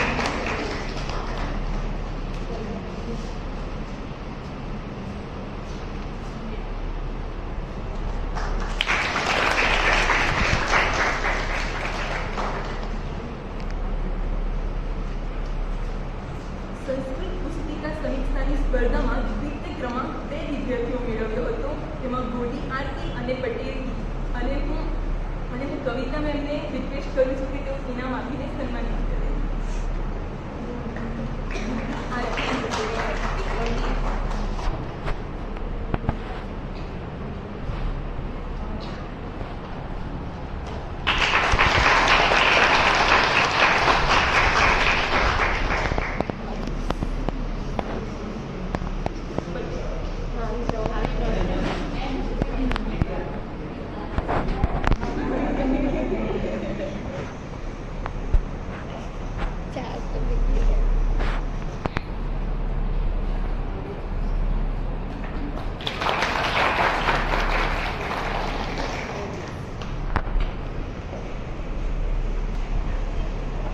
આરતી દેસાઈ કોલેજ ઓફ એજ્યુકેશન તેમજ સંસ્કૃત સાહિત્ય અકાદમીના સંયુક્ત ઉપક્રમે ઉજવાઈ રહેલા અને આજે સમાપન સમારોહ સુધી પહોંચેલા સફળતાપૂર્વક સમારોહ સુધી પૂર્ણ થયેલ સંસ્કૃત સપ્તાહ ઉજવણીનો જે કાર્યક્રમ છે એમાં અંક વિધિ સુધી ખૂબ જ સુંદર રહ્યો. બધા જ પ્રાધ્યાપક મિત્રો અને ખાસ કરીને કવિતા મેડમ એમની જહેમતને કારણે અને FY BEdના નવા પધારેલા તાલીમાર્થીઓ કે જેમનો વિષય સંસ્કૃત જ નથી, સંસ્કૃત વિષયમાં કેવી રીતના સપ્તાહ ઉજવાશે એવી ગડમથલ સાથે શરૂ થયેલો અને ચર્ચાનો વિષય બનેલો સંસ્કૃત સપ્તાહ ખૂબ જ સફળતા પામ્યો છે. એમાં કોઈ શંકા નથી. ખૂબ સરસ રીતે સંચાલન થયું, ખૂબ સરસ રીતે આયોજન થયું, ખૂબ સરસ રીતે કોમ્પિટિશનમાં પાર્ટ લીધો અને એ પણ ઉત્સાહ સાથે. તો એ ખરેખર બિરદાવવા લાયક છે. મને ખબર છે કે આપણી પાસે બેઠેલા FY BEdના 55 સ્ટુડન્ટ્સમાંથી 55 શિક્ષક તાલીમાર્થીઓમાંથી એક પણ વિદ્યાર્થી મુખ્ય વિષય સંસ્કૃત વાળો ન હતો. છતાં પણ સંસ્કૃત ભાષાને અપનાવીને એમાં રસ લઈને, સમજ ના પડે ત્યાં માર્ગદર્શન લઈને, પુસ્તકનો આધાર લઈને અને કેટલીક વાતો નેટ કે ગૂગલ ઉપર સર્ચ કરીને તમે જે પોસ્ટર મેકિંગ, શ્લોકગાન સ્પર્ધા, પુસ્તક સમીક્ષામાં પાર્ટ લીધો અને બહુ મહા મહેનતે ક્વિઝ રેડી કરી, એ ખૂબ જ સુંદર રહી. ખરેખર પ્રોફેસર કક્ષાનું કામ કેટલાક તાલીમાર્થીઓને મેં કરતા જોયા છે. ખૂબ સરસ રીતે પ્રશ્નો કાઢવાને કયા પ્રશ્નો મૂકવા એ પણ એક બહુ સૂઝ માંગી લે એવું કામ હતું. શ્લોકગાન સ્પર્ધામાં પણ કેવી રીતના શ્લોક ગવાય અને એને છંદમાં તમારે રેડી કરવાનું અને ઉચ્ચાર શુદ્ધિ જાળવવાની, આવી કેટલીક તમને સમજૂતી કવિતા મેડમ દ્વારા અને મારા દ્વારા અપાઈ હતી અને એ બધી મર્યાદાઓ સાથે પણ પ્રેઝન્ટ થયું છે. અને કેટલાક તાલીમાર્થીઓ તો ફર્સ્ટ ટાઈમ સ્ટેજ ઉપર આવ્યા, બહુ ધ્રુજારી પણ આવતી હતી, કેટલું કન્ફ્યુઝન હતું, છતાં પણ તૈયારી કરીને અહીં સ્ટેજનો લાભ લીધો અને આ એક સ્ટેટ લેવલની કોમ્પિટિશનમાં આપણી કોલેજને તમે પહોંચાડી. એના માટે ખરેખર તમે અભિનંદનને દાવેદાર છો. મને કહેતા બહુ આનંદ થાય છે કે દીપ, પછી શું નામ છે આદિત્ય, પછી ખુશી, પછી બધા જ મને નામ એટલા યાદ પણ નથી રહ્યા ફેસથી, તમને ખબર છે. પણ એ કોલેજનું ટાઈમ ઓવર થાય પછી પણ ચિંતા કરે કે હવે કાલે શું પ્રેઝન્ટ કરવાનું છે. ચલો, અને એ કર્યા પછી પણ જે બધી બેન્ચ, ખુરશી વગેરેની બધું સરખું કરવાનું હોય, લાઇટ ફેન વગેરે બધું કરવાનું હોય, આ બધું જ કામ એકદમ વેલ ફિનિશ કરીને તમે નીકળો છો અને સવારે પણ પાછા એટલા એનર્જી સાથે આવો છો. અને ક્યારેક એવું થાય છે કે મેડમ હવે આપણે સંસ્કૃતમાં જ આપણે આખી કોલેજ ચલાવીએ તો એ ઉત્સાહ તેમજ દરેક વક્તાઓને સાંભળવા એ પણ એક બહુ જ મહેનત મહેનત અને સમજણ માંગી લેવું કામ હતું. પણ નો ડાઉટ બધા જ વક્તાઓને તમે ખૂબ જ શાંતિથી સાંભળ્યા, એમાંથી નવી નવી વાતો શીખ્યા છો. અને આપણી સંસ્કૃતિની ભાષા છે, આપણા જીવન સાથે વણાયેલી ભાષા છે. એટલે ક્યારેક તેવું થાય છે કે આ બધું ખબર છે છતાં પણ શું કામ સાંભળવાનું. પણ આ સાંભળવાનું એટલા માટે છે કે તમે 55 સ્ટુડન્ટ્સ તેમજ આજે એસવાયના સ્ટુડન્ટ પણ થોડા આવેલા છે, તો આ બધા ટીચર્સ લોકો જ્યારે શાળામાં જશે અને પોતાના વિદ્યાર્થીઓને જ્યારે સંસ્કૃત દિવસ આવશે ત્યારે તમે અચૂક માહિતી આપશો અને કહેશો કે અમે વિજ્ઞાન વિષયના શિક્ષક છીએ, અમે અર્થશાસ્ત્ર વિષયના શિક્ષક છીએ, છતાં પણ અમે અમારી બીએડ કોલેજમાં સંસ્કૃત સપ્તાહ ઉજવેલો, અમે સંસ્કૃતમાં ગરબો કરેલો, અમે સંસ્કૃતમાં નૃત્ય કરેલું. એટલે આ બધી જ વાતો ખરેખર બહુ જ પ્રશંસાને પાત્ર બની છે. અને આરકે દેસાઈના ઇતિહાસમાં પહેલી વખત બીજી મેથડના ટીચર્સ લોકોએ પાર્ટ લઈને સંસ્કૃત સપ્તાહને ખૂબ જ સફળતાપૂર્વક પાર પાડ્યો છે. તો એના માટે પણ તમને ખરેખર બહુ જ અભિનંદન છે. શાળામાં જઈને પણ તમે આવું સુંદર કાર્ય કરો, આપણી ભાષાને અપનાવો. જ્યારે આપણા ભારતનું બંધારણ ઘડાયું હતું ત્યારે પણ મૈત્રા, જે આપણા બંધારણ કમિટીના જે હતા SV મૈત્રા, તો એમણે સંસ્કૃત ભાષાને બંધારણની આપણી રાષ્ટ્રભાષા તરીકે સંસ્કૃતને મૂકવી એવો પ્રસ્તાવ મૂકવામાં આવેલો હતો. આંબેડકરને પણ એનું સમર્થન મળેલું હતું. પરંતુ જ્યારે એ ભાષાને જાણનારા લોકોની સંખ્યા જાણવામાં આવી ત્યારે બહુ જ અલ્પ સંખ્યામાં એ ભાષાને જાણનારા લોકો હતા. ભલે આપણે કહીએ છીએ કે ભારત એ આપણા હૃદયની ભાષા છે, સંસ્કૃતિની ભાષા છે, પરંતુ એને જાણનારા નાગરિકોની સંખ્યા ઓછી હોવાને કારણે આપણો ભવ્ય ભૂતકાળની ભાષાને આપણે છોડીને આપણી એ ભાષામાંથી જ ઉત્પન્ન થયેલી જે પ્રાકૃત ભાષા અને અપભ્રંશ ભાષા અને પછી આપણી બધી પ્રાદેશિક ભાષાઓ જે આપણને મળી છે, એ પ્રાદેશિક ભાષા ની સાથે જે આપણી હિન્દી ભાષા આપણને પ્રાપ્ત થઈ એને રાષ્ટ્રભાષાનો દરજ્જો આપવામાં આવ્યો. અને એમાં પણ જે દક્ષિણના જે રાજ્યો છે એમાં તમિલ ભાષા વધારે જાણનારા લોકો છે, તો તમિલ ભાષાને પણ રાષ્ટ્રભાષા બનાવવી એવો પણ એક પ્રસ્તાવ હતો. પરંતુ જો તમિલ ભાષાને જો રાષ્ટ્રભાષા બનાવવામાં આવે તો ઉત્તરના રાજ્યો નારાજ થઈ જાય અને જો હિન્દી ભાષા બીજી કોઈ ભાષાને જો બનાવવામાં આવે રાષ્ટ્રભાષા તો દક્ષિણના નાગરિકો નારાજ થઈ જાય. અને જેને કારણે વચગાળાનો રસ્તો એવો કાઢવામાં આવ્યો કે જે ભાષાને જાણનારા વધારે લોકો આપણા ભારત દેશમાં છે એને આપણે રાષ્ટ્રભાષાનો દરજ્જો આપીએ. આમ છતાં પણ સંસ્કૃત ભાષાને આપણી સંસ્કૃતિ માન્ય ભાષા તરીકેનો દરજ્જો આપવો છે એવું આપણે નક્કી કરવામાં આવ્યું. અને જે માન્ય ભાષાઓ છે એમાં તમે ચલણી નોટ ઉપર અને ભારતની બંધારણની જે માન્ય ભાષાઓ છે એમાં પણ સંસ્કૃત ભાષાને અત્યાર સુધી અને ખૂબ જ પ્રાધાન્ય આપવામાં આવ્યું છે. બરાબર? તો આવી રીતના સંસ્કૃત ભાષાની અત્યારે પણ જ્યારે વસ્તી ગણતરી થઈ એમાં 0.02% લોકોએ એટલે કે 24,672 લોકોએ એવું કહ્યું કે અમારી માતૃભાષા, અમારી પોતાની ભાષા સંસ્કૃત છે. એટલે હજુ પણ ભારતના 7 ગામ એવા છે કે જે ખરેખર તે ગામની ભાષા સંસ્કૃત જ છે. રાજસ્થાનની છે, મધ્યપ્રદેશની છે અને ઉત્તરાખંડની છે. બરાબર? અને આ બધી જ જે 7 ગામે જે પોતાની જે ભાષા સંસ્કૃત ભાષામાં જે લોકોનો વ્યવહાર ચાલે છે, આપણે જેમ ગુજરાતીમાં બોલીએ છીએ તેમ ત્યાં સંસ્કૃત ભાષામાં જ લોક વ્યવહાર ચાલે છે.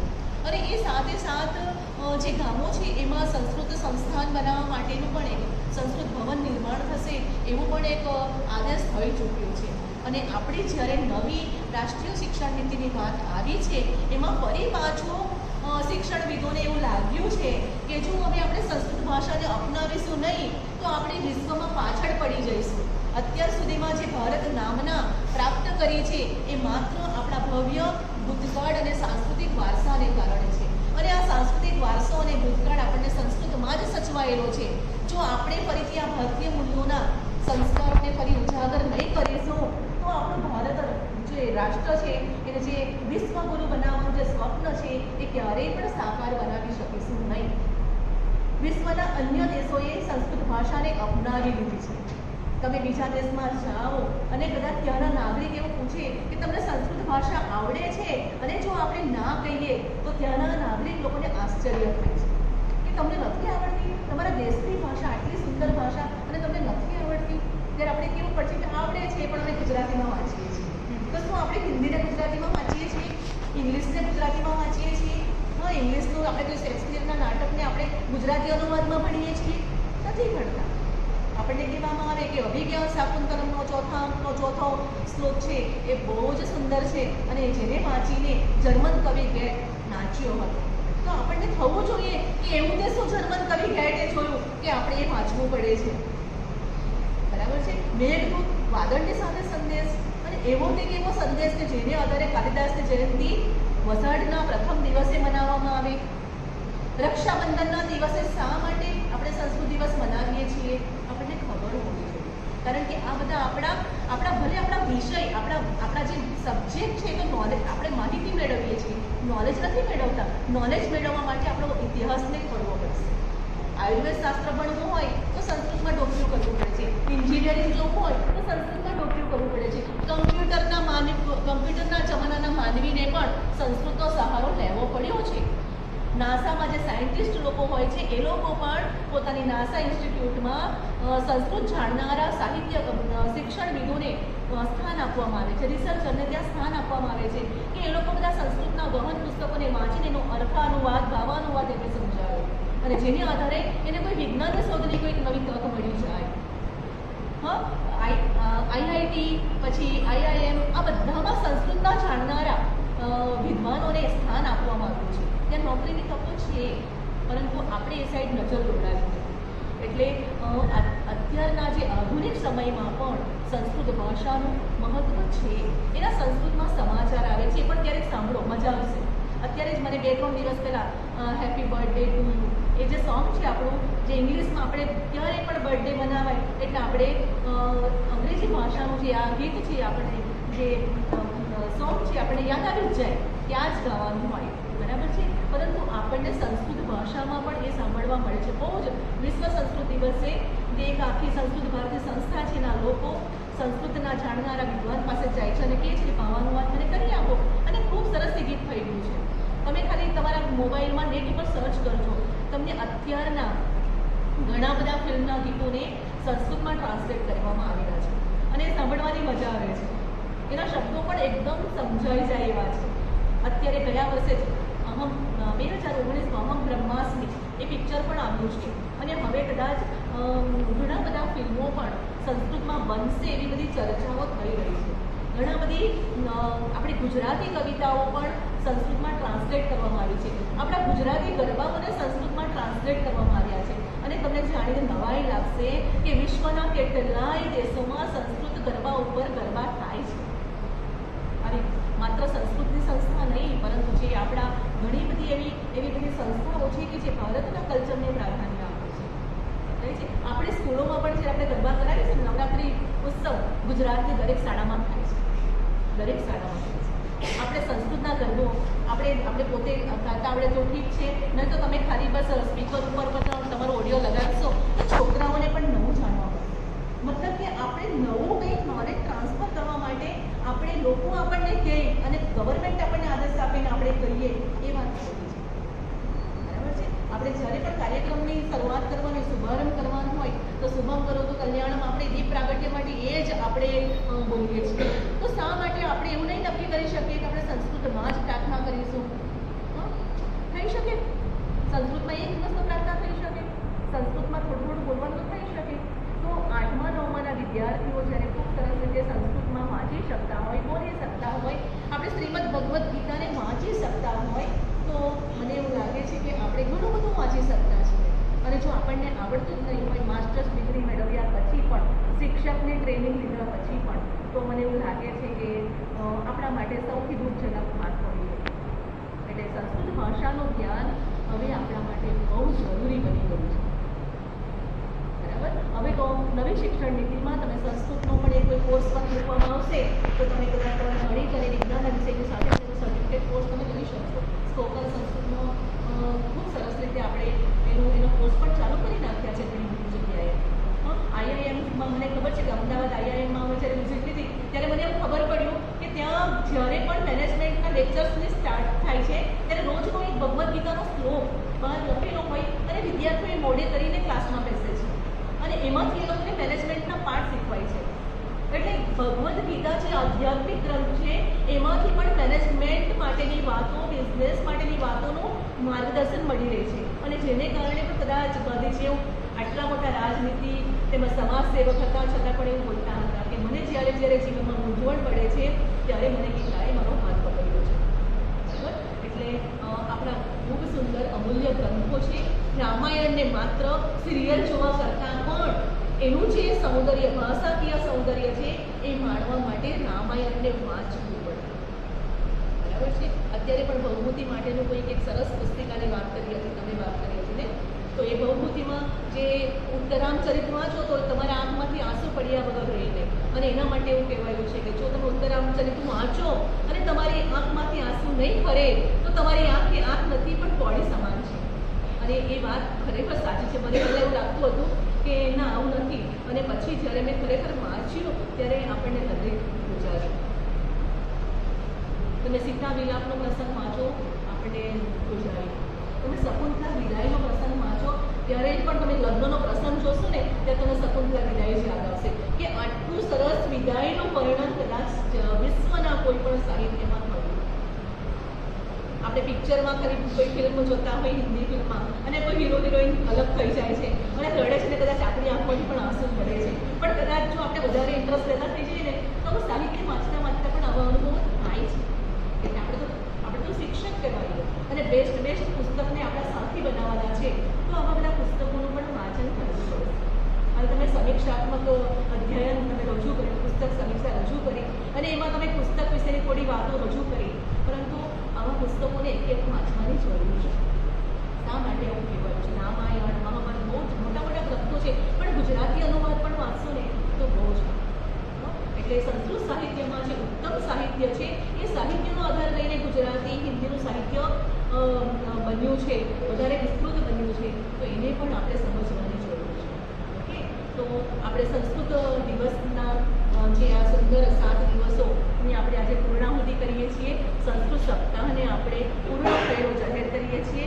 આ કાર્યક્રમ માટે ભારે જહેમત ઉઠાવનાર કવિતાબેન, કે જે કવિતાબેન ખરેખર અર્થશાસ્ત્ર વિષયના મેથડ માસ્ટર છે, પરંતુ સંસ્કૃત વિષયની નાની વાતોની પણ એમણે ધ્યાન રાખ્યું છે અને ખૂબ સરસ રીતે દરેક કામને ઝીણવટપૂર્વક એમણે ધ્યાનમાં લઈને કાર્યક્રમને સુંદર બનાવ્યો છે. ઓકે, એટલે ખૂબ સરસ રીતે કાર્યક્રમ પાર પાડવા બદલ કવિતાબેનનો પણ આભાર. બધા તાલીમાર્થીઓને પણ શુભેચ્છાઓ. અને ફરીથી આપણે આવા સુંદર કાર્યક્રમો શાળામાં જઈને પણ કરીશું એટલું મનમાં ગાંઠ વાળીને આજે આપણે સંસ્કૃત સાહિત્ય અકાદમી અને R.K.. Desai college of education પરિવાર વતી જે સંસ્કૃત સપ્તાહનું આયોજન થયેલ છે એને આપણે પૂર્ણ થયેલ જાહેર કરીએ છીએ.